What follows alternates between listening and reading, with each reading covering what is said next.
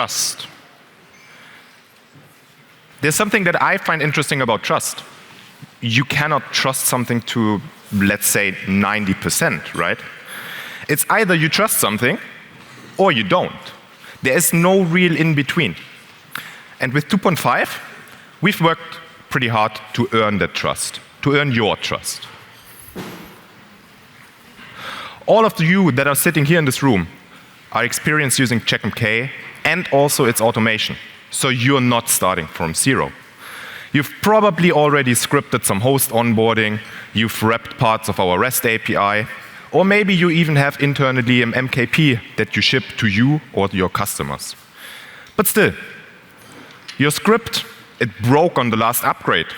A deprecated parameter was silently migrated, no error, and still a wrong config in production. Or you want to onboard 500 hosts at a time. This is still painful. It takes a long time, and there's only a single discovery job.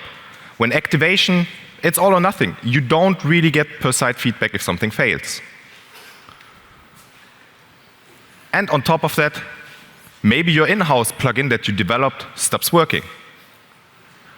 Between minor releases, between major releases, because the API that you depended on, some of the features that you really needed for that plugin, it was never versioned or properly documented. So let's touch each of those pillars. Let's touch trust, automate, and streamline. The last thing that you want to worry about while upgrading Checkmk is if your scripts still keep working. Upgrade is already painful enough, it's already stressful, you need to plan for it, and you do not want to care about your scripts. We didn't give any stability guarantee in the past, and this was something that we absolutely had to change. We've solved this for the plugins already a few versions ago, but for 2.5, it was a major feature gap for the REST API that we had to close. This gives you a stability guarantee. It basically gives you the opportunity to do the upgrade to a major Checkmk version without touching your scripts. Because the REST API, we promise, will keep on working throughout the next version.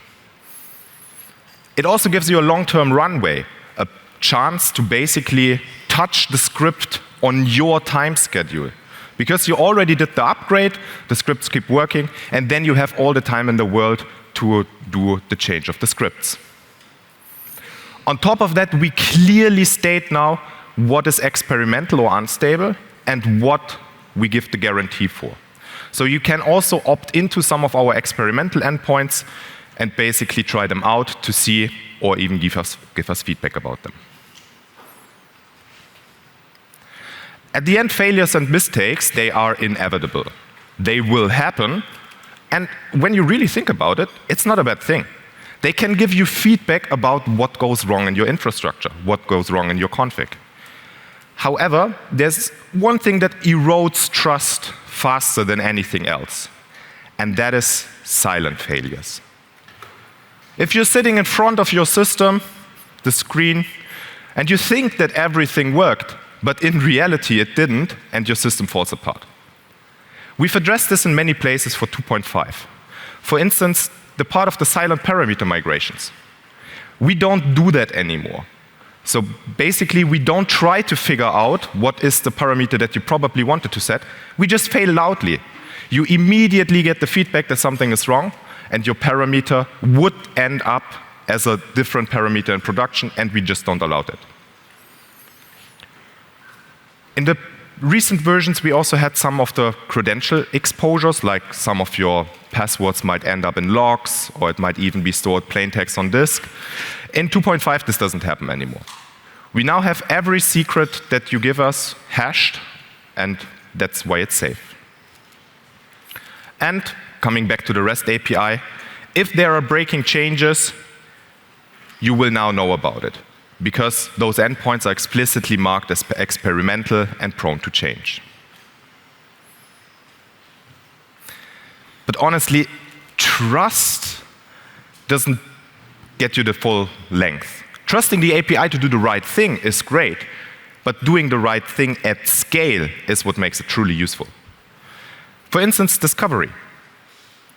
Discovery at scale means that we touched it every bulk discovery now has its own job ID. So you can see where you stand during the time of the discovery. You can see into the queue.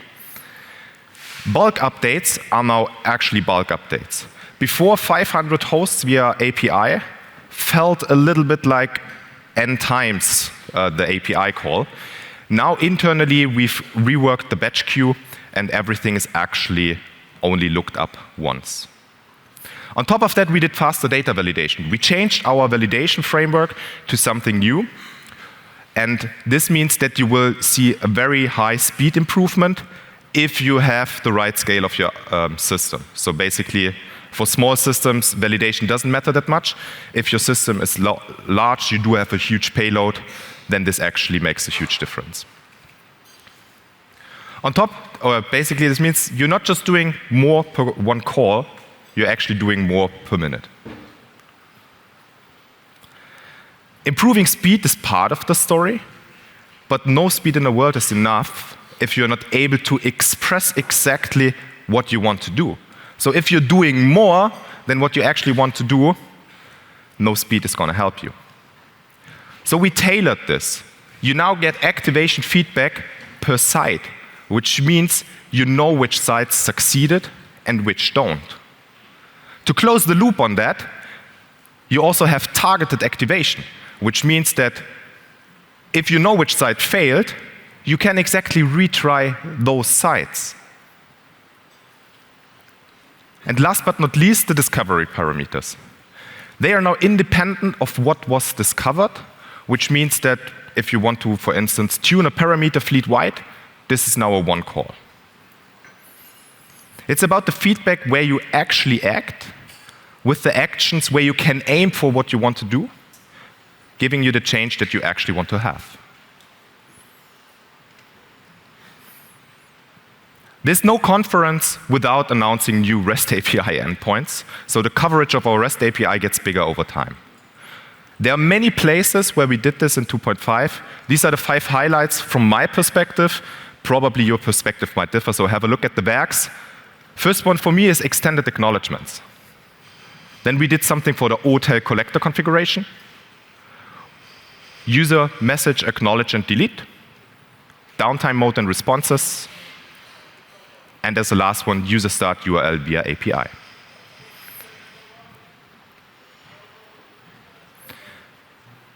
When developing plugins, internally at Checkmk, we always had an unfair advantage. We could use our internal APIs, and we basically could use our own internal implementation to program our plugins. Over time, we've added more and more support for external developers, starting with the most important APIs. And with 2.5, the list of APIs that we support for you has grown again. For instance, server-side programs. This means that you now have the possibility for entry points, for crash reports, and also for persisting state. Or an update of our bakery. This is now documented with the plugin family layout. Third is the inventory UI. Inventory UI means that you can now build your own custom inventory views. And they look like our views.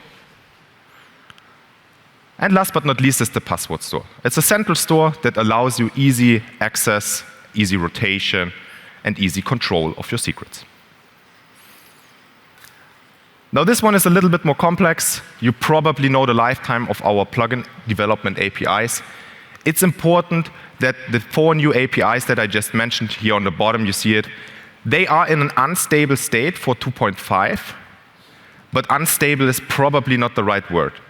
Because they are already there, you can use them, but they are not entirely baked in yet.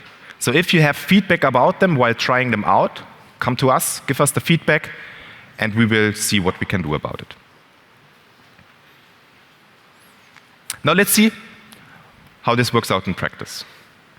You now want to build your own custom plugin for an HVAC monitoring system. You start with the execution of your plugin by using the server-side programs API. You probably want to have some secrets because you want to easily rotate them, you want to access it. You use the password store. For packaging and UI, you use the bakery and the inventory UI. And the cherry on the cake is that this feeds back into our REST API.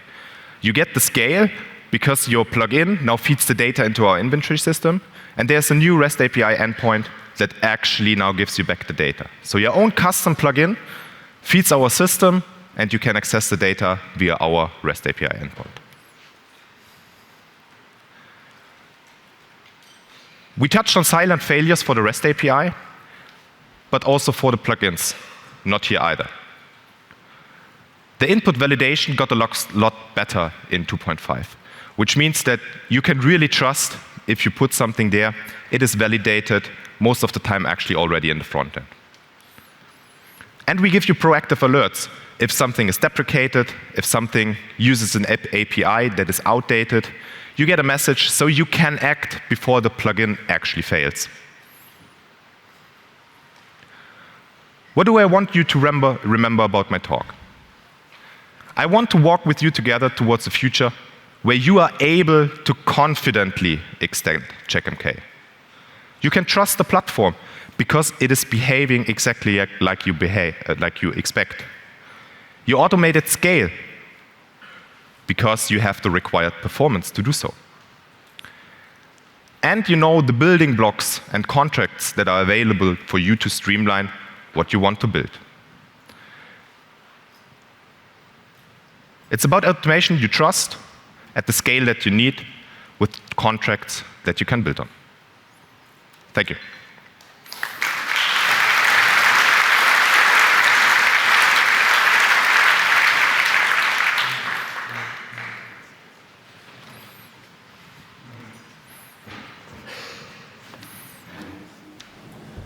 Thank you, Torsten, for the update on automation.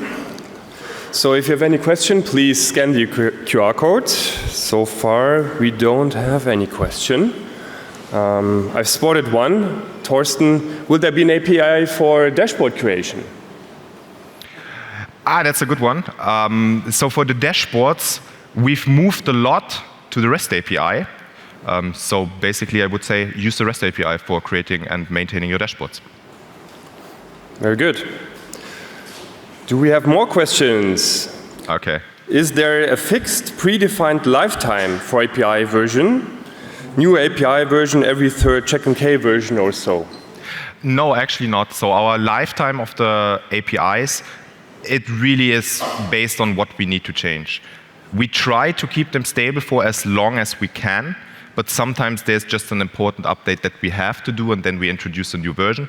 The thing is that we will announce that already 1 year in advance. So basically, we will deprecate the old API, keep it still working, while the new one is already there, so you can migrate, and then after that, after one additional version, the old API will be cut off.